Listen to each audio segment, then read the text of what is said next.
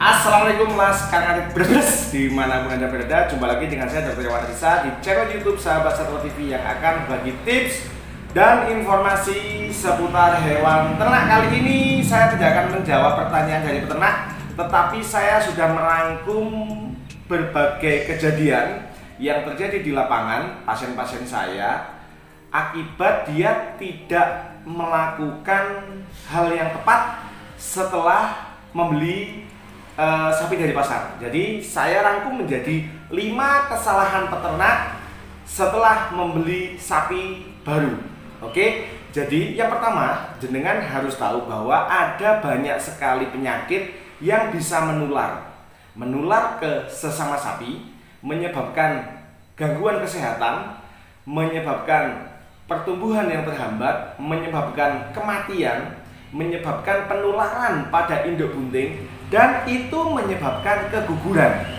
Jadi kita membeli dari pasar dalam kondisi apa adanya, ya.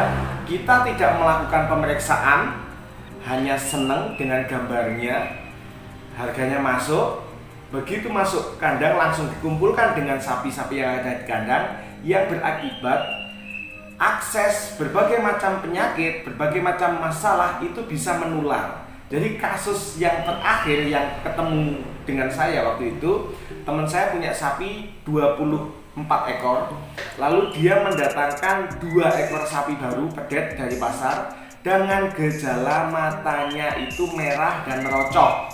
Yang terjadi apa? Ternyata si sapi yang baru datang ini dia mengalami penyakit yang disebut chlamydia atau chlamydiosis. Nah, chlamydiosis ini dia menular sehingga ya gantian dari 25 ekor ini tadi gantian. Ini diobati sembuh, besoknya pindah ke sebelah sana, besoknya pindah ke sebelah sana lagi. Dan sampai akhirnya mungkin kurang lebih 8 ekor yang tertular oleh si sapi yang datang dari pasar ini tadi. Itu bahkan chlamydia ini kan bisa menyebabkan kematian pada fetus atau menyebabkan keguguran pada sapi yang sedang bunting. Nah, sapinya yang melahirkan kurang 6, 7, 8 hari ternyata demam tinggi, matanya merocok, sehingga kita harus melakukan pengobatan dengan hati-hati. Dan alhamdulillah setelah melalui 3 kali injeksi, 3 kali tahapan pengobatan, anaknya, pedetnya lahir dalam kondisi selamat. Artinya apa?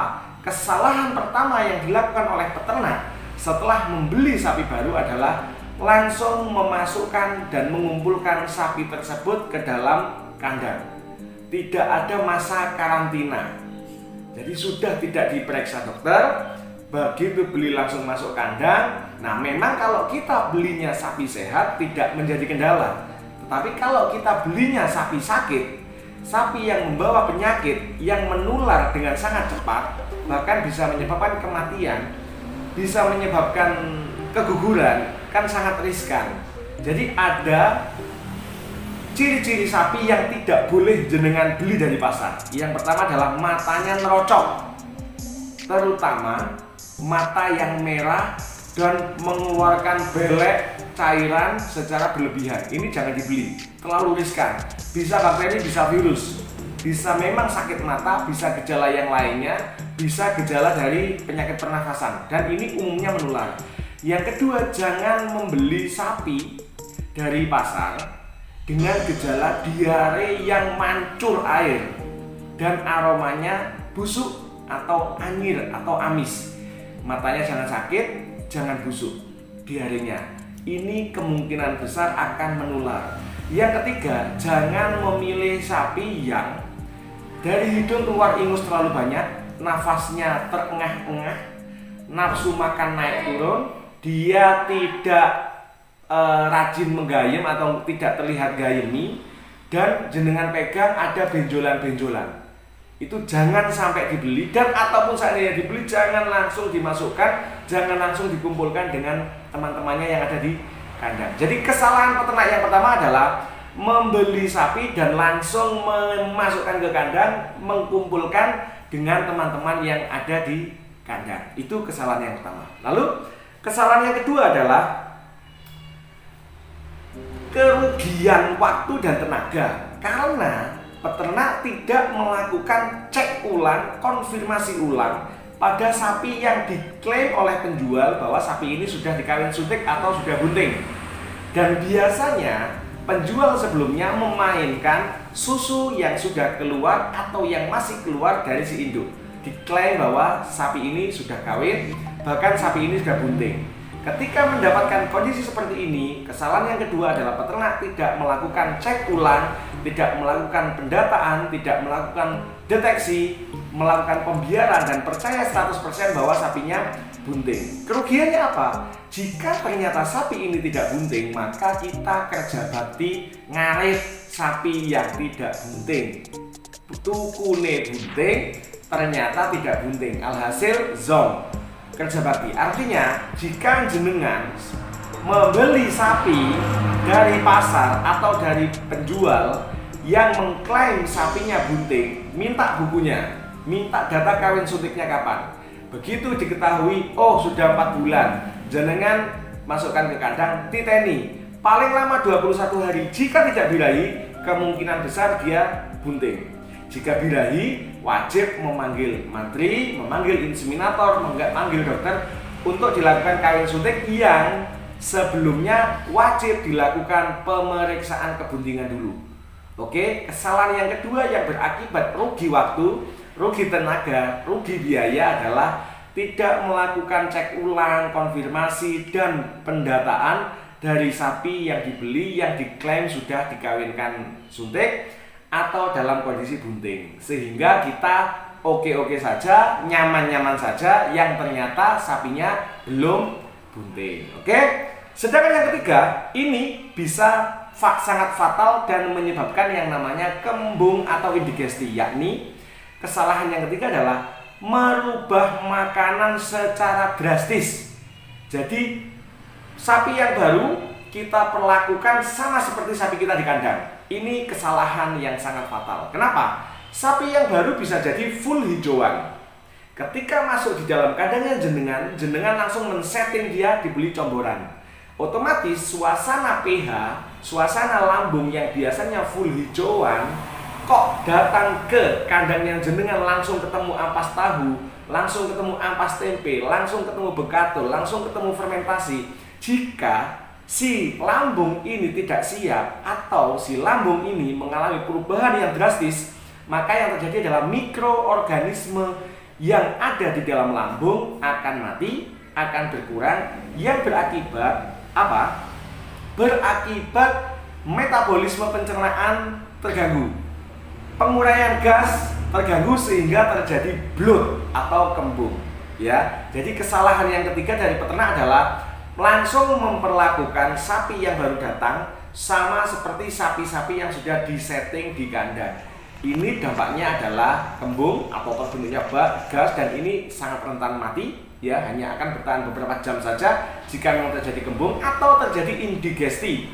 Indigesti adalah sebuah gangguan pencernaan di mana lambung mengalami kelelahan, sehingga yang seharusnya dia bisa regurgitasi atau menggayemi secara berulang, begitu ada perubahan makanan, misalkan sebelumnya dikasih rumput yang sudah dicopper atau sudah dicacah, masuk ke tempat kita langsung diganti tebon, sehingga kaget, lambungnya kaget, lambungnya kecapean, yang terjadi berhenti gayemi, sangat rentan terjadinya kembung dan stuck, tidak bisa BAB, juga tidak bisa muntah, sehingga yang terjadi apa? Sangat rentan mati. Oke.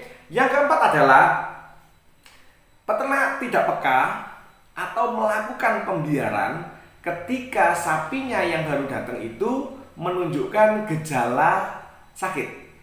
Jadi misalkan datang kok nggak mau makan, oke, kita maklumi. Tetapi jika muncul nafas ngos-ngosan, diare, air profus, ya, sampai bau busuk, lalu air mata keluar sangat berlebihan, terus jenengan melihat ada banyak benjolan-benjolan, ini jenengan wajib segera memanggil dokter. Karena apa? Supaya tidak terlambat, supaya kejadiannya tidak berlanjut lama, tidak berlangsung lama, dan seandainya ada yang perlu dikoreksi, perlu diobati, tidak terlalu rumit. Belum muncul masalah sekunder, belum muncul kelumpuhan, belum muncul pembusukan, belum muncul infeksi bakteri dan lain-lain. Oke, jadi kesalahan yang keempat adalah peternak tidak peka, peternak abai, peternak merasa sapinya oke-oke saja, padahal di situ perlu perhatian yang lebih sehingga terlambat lapor dan terlambat melakukan tindakan medis. Dan yang kelima adalah menganggap sapi tidak akan kecapean, tidak akan stres, dan tidak butuh adaptasi. Ini juga kesalahan yang fatal. Sapi kita bawa lebih dari 3 jam, dia akan mengalami kelelahan dan kelemahan otot. Maka yang terjadi adalah jenengan perlu memberikan terapi gula. Sapi dari kandang sebelumnya menuju ke pasar sekian jam panas, kumpul dengan sapi lain, naik mobil sekian jam, dia akan stres. Sehingga yang terjadi suhu tinggi, nafsu makan turun, dan sangat rentan terjadi masalah-masalah yang disebut SSA, sindrom sapi ambruk pasca transportasi. Yang terjadi jika jenengan melihat sapi jenengan baru datang kok deprok, maka wajib panggil dokter, minta diinjeksi ATP, adenosine trifosfat, atau treatment-treatment lainnya. Jika demam, diturunkan demamnya. Jika ada indikasi kelelahan, kita kasih gula, kita kasih ATP dan lain-lain, sehingga tidak jadi ambruk permanen. Terutama pada sapi yang super besar atau yang akan digemukkan secara intensif, atau sapi yang ketahuan bunting tua, atau sapi yang sedang menyusui. Oke? Menganggap sapi tidak stres, menganggap sapi tidak drop, menganggap sapi tidak perlu masa adaptasi, ini juga kesalahan. Oke? Jadi konkretnya di video saya sebelumnya ada 5 hal yang harus dilakukan peternak ketika dia baru mendapatkan sapi. Dan di sini kita bahas 5 kesalahan peternak ketika dia baru mendapatkan sapi. Ada 5 apa saja: tidak memperhatikan kondisi kesehatan, langsung masuk kandang sehingga menyebabkan penularan penyakit. Yang kedua, tidak melakukan cek ulang dan konfirmasi kondisi pendataan setelah diketahui atau diklaim bahwa sapi yang dia beli adalah bunting. 3, merubah makanan secara drastis, ekstrim bos. Hijauan kasih campuran biar cepat gemuk. Ini sangat rentan terjadinya kembung atau alo kayak sini, atau indigesti ya. Yang keempat adalah tidak peka dan melakukan pembiaran padahal sapi menunjukkan gejala-gejala yang berbahaya atau gejala sakit. Yang kelima, menganggap sapi baik-baik saja, menganggap sapi tidak perlu adaptasi, menganggap sapi tidak bisa stres, dan yang terpenting adalah meremehkan kondisi sapi setelah stres. Iya saya. Ini anak saya yang kedua, adik Bara ya. Oke, jadi stres dibiarkan, deprok dibiarkan, sehingga yang terjadi adalah masalah sekunder, dan ini angel, memperbaiki kondisinya susah. Oke, sekarang ada beras-beras dimanapun Anda berada.